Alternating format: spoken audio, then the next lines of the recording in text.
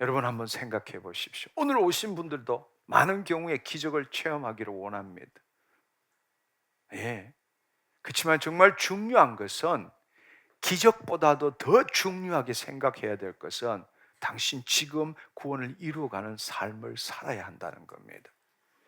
기적은 우리가 구원을 이루어가는 삶을 사는 가운데 주어지는 은혜의 하나입니다.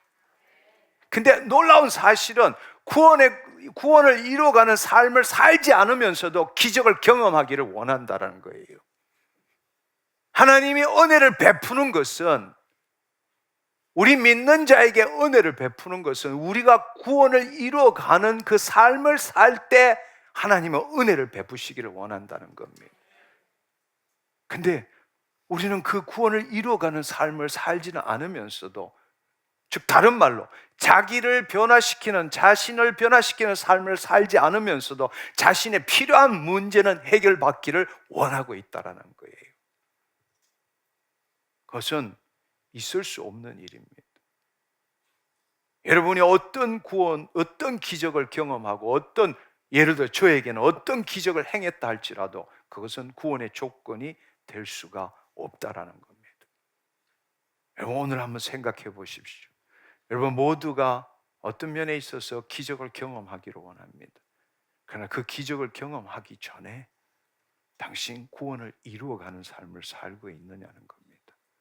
내가 주체가 아니라 내가 죽고 내 안에 계신 그리스도께서, 그 그리스도를 통하여 하나님의 그 영원한 그 성도의 견인, 우리를 포기하시지 않고 우리를 끝까지 인도하시는 그 성령에 힘입어서 그분을 나타내는 삶, 그분의 성품을 나타내고 그분의 말씀을 이루어가는 그 삶에 여러분이 정말 사로잡혀 있느냐는 것입니다.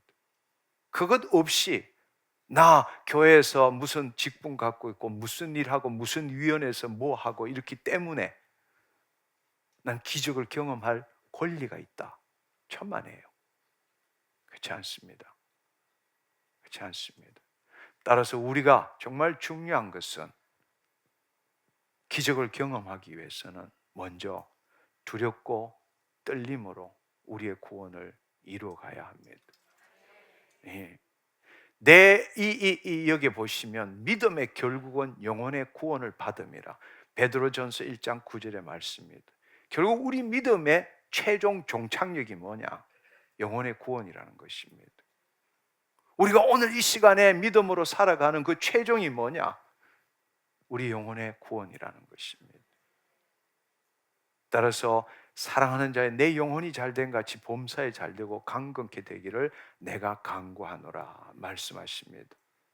그 다른 말로 당신이 하나도 변화되지 않고 지금 있는 문제 해결 받으려고 하는 게 아니라, 정말 하나님의 자녀라면 내 영혼이 잘된 같이 하나님의 생명에 우리의 영혼이 일치됨으로 인하여 우리의 마음이 현실에 묶이지 않고 하나님의 살아계신 생명의 말씀에 묶여서 의롭다함을 얻음으로 인해서 그의 나라와 의를 구하라, 그리하면 그 모든 것을 더하시리라 말씀하십니다.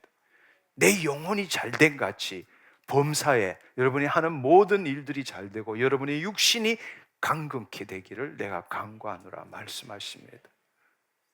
기적은 어디서 옵니까?